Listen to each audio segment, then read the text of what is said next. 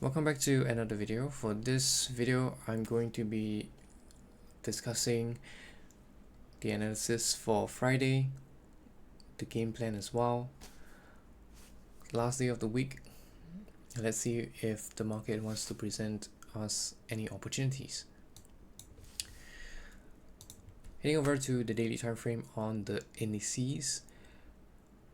Even though I am bearish for the indices coming next week, I would be cautiously biased today.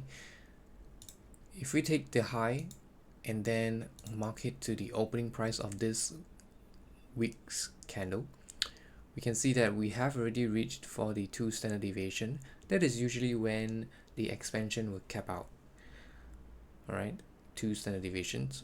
Very rarely we take it to 3 or 4. Okay, so because of such a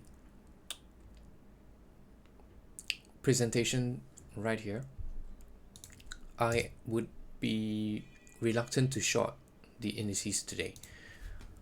If we take a look at the lower time frames, let's just say the 1 hour, we have a lot of whipsaw price action prior in the PM session yesterday.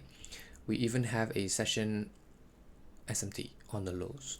So even if I'm bearish, I'm not confident in my shorts today. I will be staying out of the indices, and I would much prefer to scalp for longs, especially if we have not taken out the PM sessions high by, let's just say, New York 11 a.m. today, because this would be my primary objective for the intraday draw.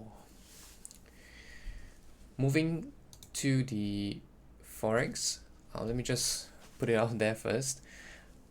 TLDR, I am neutral bearish for indices. I am bearish for Forex, bearish for crypto, and I'm bullish on Euro versus GBP. Right, I remembered to put it at the front today, this time around. Okay, so moving over to the Forex.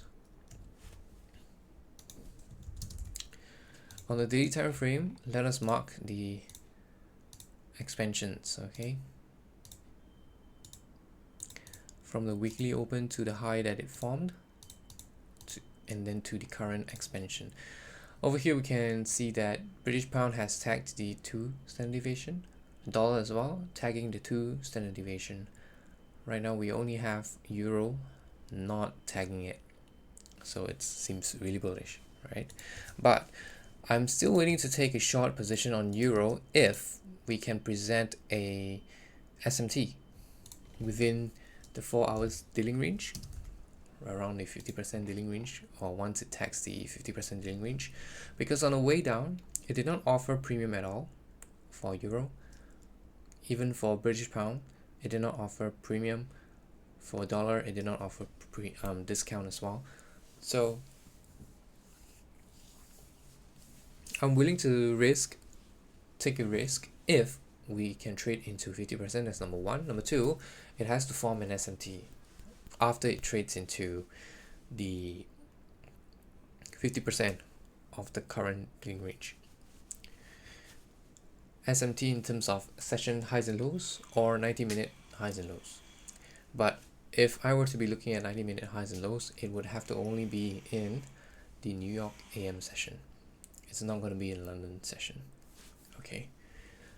Moving forward to Euro versus GBP, we are still bullish, and I would continue to look for higher prices until the higher time frame level is tagged. I'm not trying to short this thing, nor am I trying to trade the retracement down into this level here. I would rather let it retrace down here. I missed the downside move, and then I'll focus on the upside, because that would be the highest probability play that I can do right now. But dropping down into the 4 hours time frame, we can see that we are trading within this candles range for 3 candles already. This would be the 4th candle. If this 4th candle does not give me an expansion beyond this range extreme, then I would stay out of this asset, because it's going to signify that it's probably gonna consolidate to the end of the week. Lastly, for crypto, if we take a look at the monthly time frame, you would see a very clear SMT on the highs between the current month of September against the previous month of August. The SMT is made a higher high on the crypto market cap excluding Bitcoin and Ethereum. However, on Bitcoin and Ethereum, we have a lower high. So looking at this, we're probably going to form a swing high on the monthly candle time frame. If we are going to do that, then we can use this swing low and mark it to this swing high. We can expect price to trade back into 50% of the current dealing range on the monthly candle. So 50%, that would mean this fair value gap is going to be the objective. Similar for Ethereum, this fair value gap is somewhere in the middle of the 50%, but we have this inversion that is entirely below 50%. We can look for price to trade it towards this inversion. For the crypto total market cap, excluding Bitcoin and Ethereum, we have two swing lows to work with. So initially, I would use this swing low from this low to this high, and 50% is right around this level. This fair value gap is entirely below 50%. So that would be the next draw on liquidity in heading to next month.